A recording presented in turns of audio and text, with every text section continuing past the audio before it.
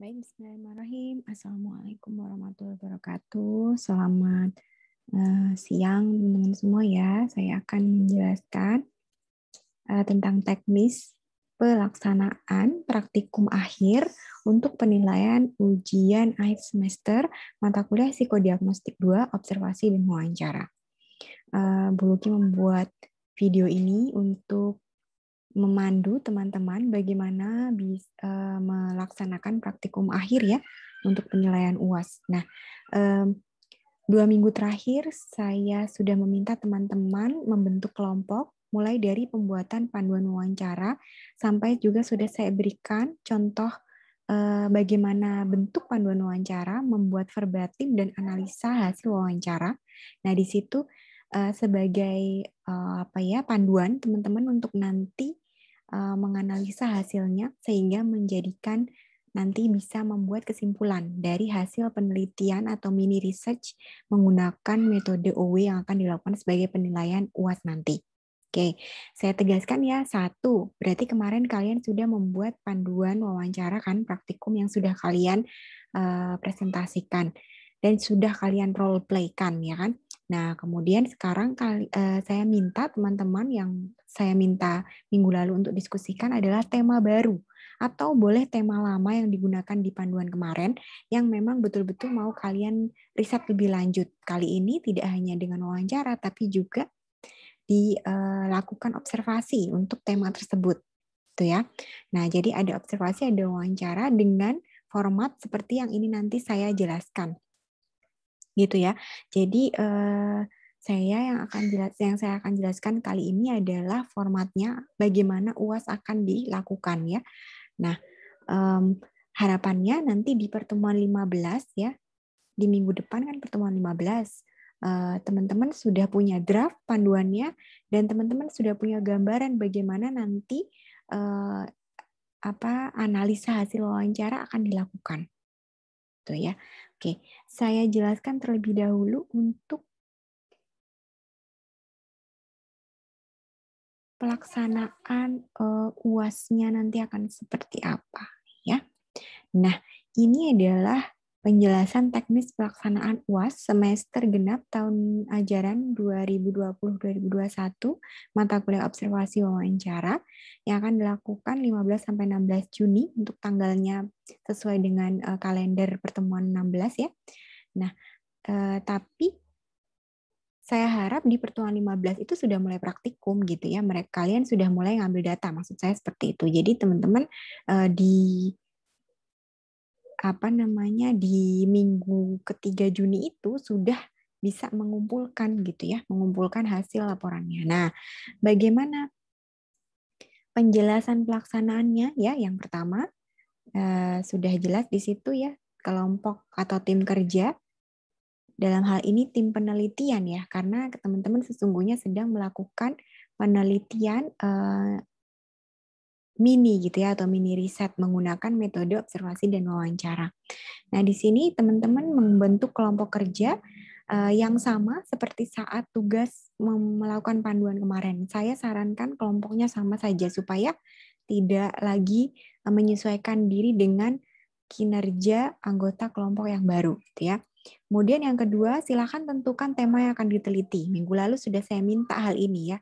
Jadi silakan menentukan temanya, mau meneliti apa, mau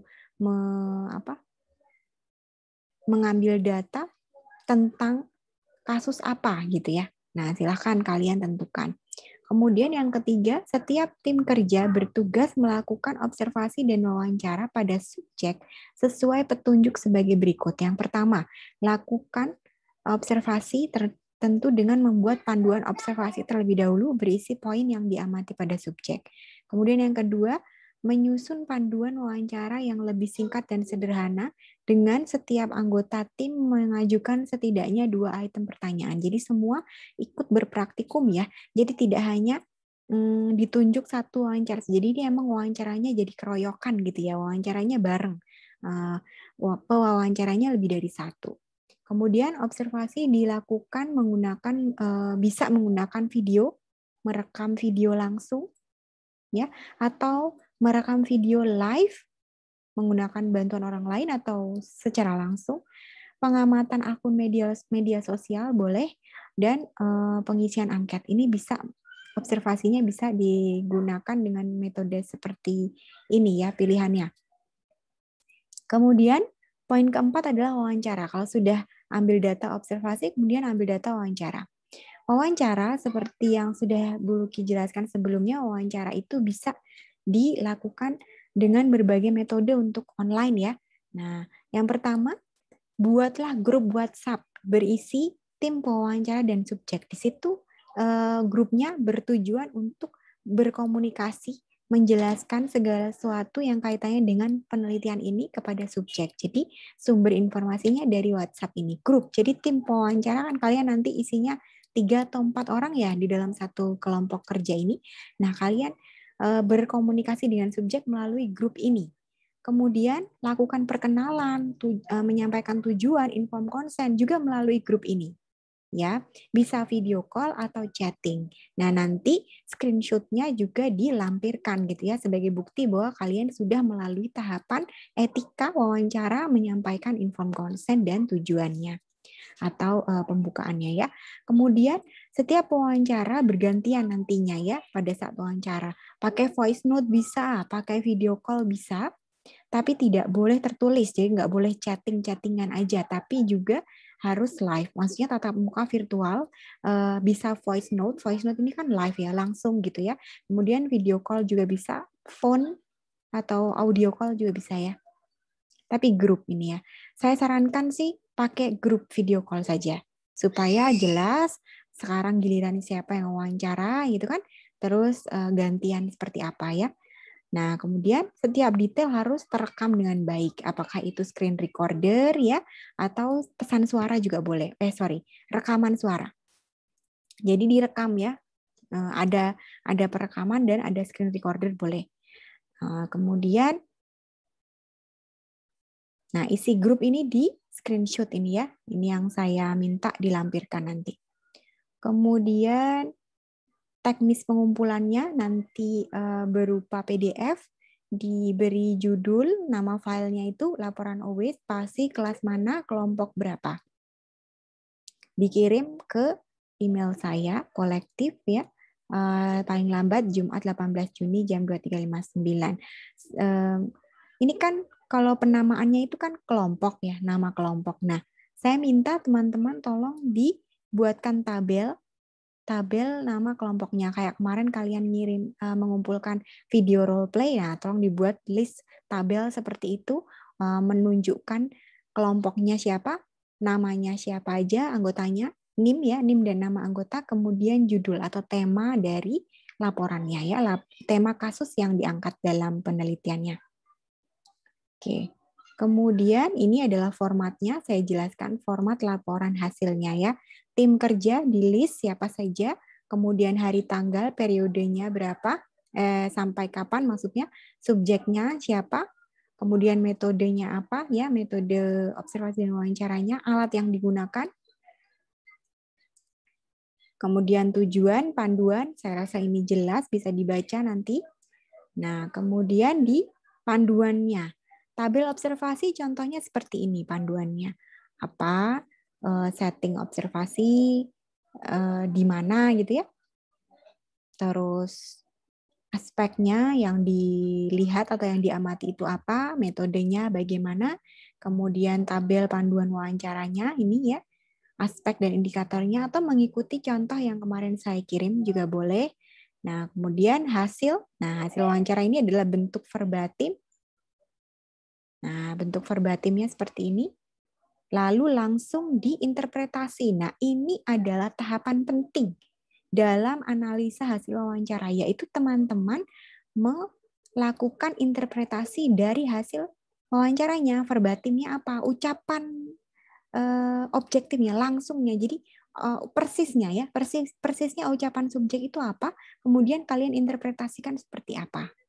Nah, artinya apa? Nah, interpretasi ini semestinya adalah mengungkap, saya ulang ya ke atas, interpretasi ini harusnya mengungkap aspek atau indikatornya. Gitu. Jadi kalau aspek dan indikator itu mulai dari bagian yang umum ke yang khusus atau yang lebih spesifik sampai detail ke pertanyaan gitu kan. Jadi ini kalau aspek indikator tuh sebelahnya adalah item pertanyaannya.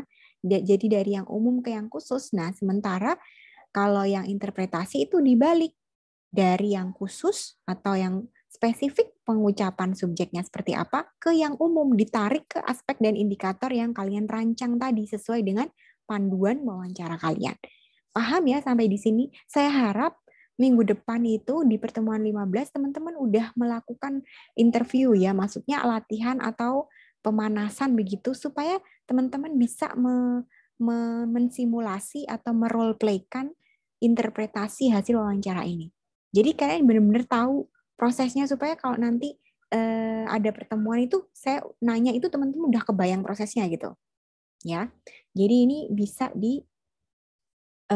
lakukan seperti ini tabelnya bentuknya. Nah, kemudian hasil observasi bisa dideskripsikan seperti ini. Ini format laporan ya, nanti isinya laporan kalian harus seperti ini. Kemudian sampailah kepada kesimpulan. Nah, kesimpulan jangan dibuat terlalu simple. Jadi jangan sampai isi dari wawancara sama observasi data-datanya itu justru lebih banyak daripada kesimpulannya. Maksudnya kesimpulan itu juga harusnya detail dan lengkap ya. Jangan sampai kalian cuman apa namanya tuh mengungkap data, mengumpulkan data tapi nggak tahu arahnya. Kalau kemudian kesimpulannya itu kalian buat sebagian dan sepotong-sepotong dan tidak lengkap gitu. Jadi kesimpulan ini harus lengkap, menyampaikan semua aspek indikator dari observasi maupun wawancara itu harus terjelaskan di bagian ini dan di apa namanya itu di dibahas juga dengan teorinya, dibahas juga dengan hasil dari artikel penelitian sebelumnya supaya ilmiah gitu, bahwa memang penelitian kalian ini dilakukan secara ilmiah dan memiliki dasar ilmiah yang kuat. Nah, maka kemudian perlu dibuat seperti itu. Ada kemudian daftar pustakanya ya, dan akhirnya lampiran. Lampiran isinya yang tadi ya screenshot yang mendukung proses, yang menjelaskan proses pengambilan data kalian supaya berarti benar gitu ya ngambil datanya betul-betul dilakukan dengan tahapan yang sesuai begitu. Sampai di sini saya jelaskan, semoga bisa dipahami dan saya harap ini bisa diulang penjelasannya, dipahami kembali, catat pertanyaannya, kemudian coba lakukan simulasi, observasi wawancara, kalian bahas di dalam kelompok supaya minggu depan karena mumpung masih pertemuan 15, belum deadline UAS-nya ya, belum deadline UAS-nya, jadi kalian besok masih bisa bertanya apa yang bisa membantu kalian dalam melakukan proses observasi dan wawancara itu. Oke, sampai di sini. Semoga membantu ya penjelasannya dan mulailah merancang, mulailah memikirkan, membahas di dalam kelompok bagaimana strategi dan tekniknya nanti melakukan pengambilan data menggunakan observasi dan wawancara secara online. Tetap semangat, sehat selalu. Wassalamualaikum warahmatullahi wabarakatuh.